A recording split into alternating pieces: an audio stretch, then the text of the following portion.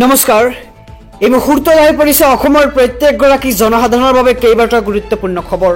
আজি হৈছে 17 ডিচেম্বৰ আৰু আজি সন্ধিয়াৰ কেইবাটাও খবৰ আহি পৰিছে। এই মুহূৰ্তত জনাইছো আজিৰ প্ৰথমটো খবৰ। প্ৰস্তুত কৰা হৈছে লাখপতি বাইদেউৰ তালিকা। বৰ্তমানলৈকে বাছি উলিওৱা হৈছে 32,29,290 গৰাকী লাখপতি বাইদেউ। দুটা পৰ্যায়ৰ ভেৰিফিকেশ্যনৰ পিছত বাছি উলিওৱা হৈছে লাখ লাখ মহিলা আৰু 30 লাখ মহিলাৰ একাউণ্টত শীঘ্ৰে সোমাব 10,000 কোটি টকা।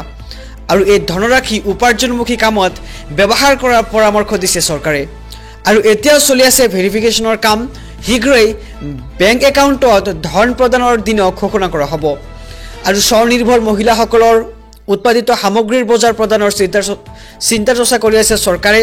আৰু প্ৰস্তুত কৰা হৈছে লাখপতি বাইদেউৰ তালিকা ইতিমধ্যে। আৰু বৰ্তমানলৈকে বাছি উলিওৱা হৈছে 32,29,290 গৰাকী লাখপতি বাইদেউ। এই মুহূৰ্তত জনাইছো আজিৰ দ্বিতীয় নম্বৰ খবৰটো।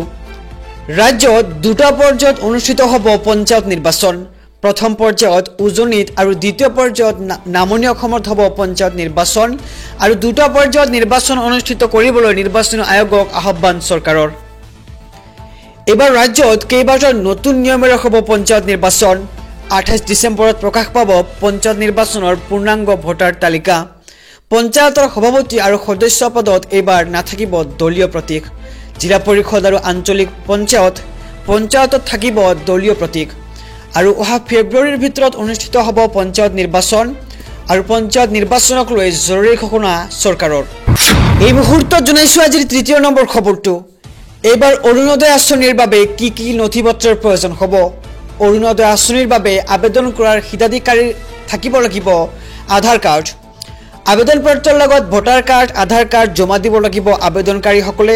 আৰু বছৰেকীয়া আয়ৰ শুদ্ধ প্ৰমাণ পত্ৰ দিব লাগিব আবেদনকাৰীয়ে। আৰু 12বিধ বিশেষ নথিৰ প্ৰয়োজন হ'ব অৰুণোদয় আঁচনিৰ নতুনকৈ আবেদন কৰিবৰ বাবে। আৰু ভোটাৰ কাৰ্ড, আধাৰ কাৰ্ড, ইনকাম চাৰ্টিফিকেট আৰু টেক্স, বেংক একাউণ্টৰ নথিপত্ৰৰ প্ৰয়োজন হ'ব। আৰু আপডেট কৰা বেংক পাছবুক, বয়সৰ প্ৰমাণপত্ৰ, ঠিকনাৰ প্ৰমাণপত্ৰ আদিৰ প্ৰয়োজন হ'ব অৰুণোদয় আঁচনি আবেদনৰ বাবে।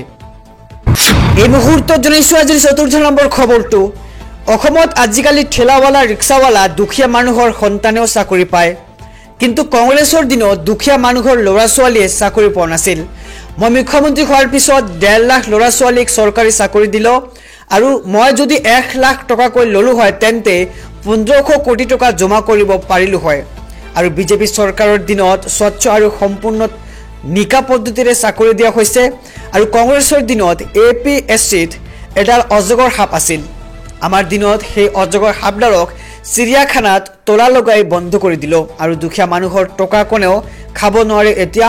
আৰু দিল্লীত নৰেন্দ্ৰ মোদী, অসমত হিমন্ত বিশ্ব শৰ্মা আছে, টকা পইচাৰে চাকৰি কোনেও নাপায়। আৰু আমাৰ দিনত অসমৰ ল'ৰা ছোৱালীয়ে নতুনকৈ সপোন ৰচিব পাৰিছে।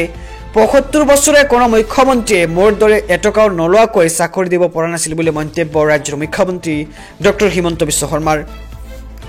আৰু আমাৰ চৰকাৰে টকাও লোৱা নাই, ৰাজনীতিও কৰা নাই। আৰু আমাৰ চৰকাৰে অসমৰ চাকৰি জগতখনত নিৰ্মল গংগা বগাই আনিছে। আৰু চৰকাৰী চাকৰি লৈ উদাত্ত ভাষৰ মুখ্যমন্ত্ৰী ডক্টৰ হিমন্ত বিশ্ব শৰ্মাৰ।